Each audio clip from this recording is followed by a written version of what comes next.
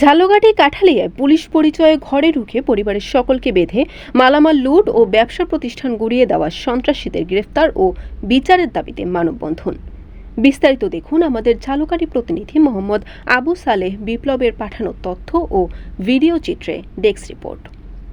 বরিশাল বিভাগের ঝালকাঠি জেলার কাঠালিয়ার বটতলা বাজারে পুলিশ পরিচয় দিয়ে মোহাম্মদ হারুনুর রশিদের বসতঘরে ঢুকে নারী, বৃদ্ধ ও কিশোরীদের হাত পা বেঁধে মালামাল লুট ও ব্যবসা প্রতিষ্ঠান গুড়িয়ে দেওয়া নাসির খান সরোয়ার ও তার ভাড়াটিয়া সন্ত্রাসীদের গ্রেফতার ও বিচারের দাবিতে মানববন্ধন অনুষ্ঠিত হয়েছে। পুলিশ পরিচয় দিয়া ঢুকিয়া তারপর আমার বাড়িটা জিম্মি করে রাখিয়া জাল ওই খারাই রয়েছে। এদিকে অন্য লোক প্রায় অনেক লোক আছে, এরা ভাঙচুর করি আমার দোকান ঘর মালামাল সহ সব লুটপাট করিয়া রাতের বিদ্যার থেকে তারা চলে গেছে। এটার বিচার চাই যে আমার এটা কেন ক্ষতি করেছে। ৩রা মে সকাল 10টায় কাঠালিয়া আমুয়া সড়কের বটতলা বাজারে এ মানববন্ধন অনুষ্ঠিত হয়। সর্বস্তরের জনতার ব্যানারে মানববন্ধনে নানা শ্রেণী পেশার মানুষ অংশগ্রহণ করেন।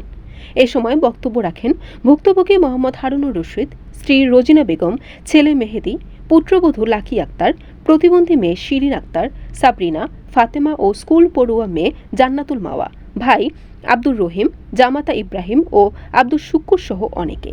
বক্তারা অভিযোগ করেন, আইনল বুলিয়া গ্রামের ঢাকা বিশিষ্ট ব্যবসায়ী প্রভাবশালী নাসির খান সরোয়ারের ভাড়াটিয়া সন্ত্রাসীরা রাতের আধারে আমাদের হাত পা মুখ বেঁধে অস্ত্রে ঠেকিয়ে আইয়ামে জাহিলিয়ার কায়দায় লুটপাট করে এবং 6টি দোকান ভাঙচুর করে গুড়িয়ে দেয়।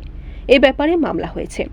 উল্লেখ্য যে গত বৃহস্পতিবার ভোররাতে আনইল বুনিয়া গ্রামের নাসির খান সরোয়ারের ভাড়াটি সন্ত্রাসী বাহিনী কাঠালিয়া সদর ইউনিয়নের আমুয়া কাঠালিয়া আঞ্চলিক মহাসড়কের বটতলা বাজারের হারুনুর রশিদের পরিবারের সদস্যদের বেঁধে অস্ত্রের মুখে লুটতরাজ চালিয়ে 8 ভরি স্বর্ণ, 5টি মোবাইল ও নগদ 74,000 টাকা এবং জমি জমার দলিলপত্র নিয়ে যায়।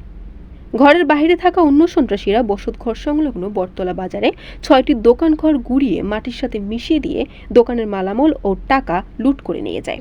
এতে ব্যবসায়ীর প্রায় অর্ধ কোটি টাকার ক্ষয়ক্ষতি হয়েছে বলে জানিয়েছেন ক্ষতিগ্রস্ত পরিবারটি। বরিশাল.নিউজ।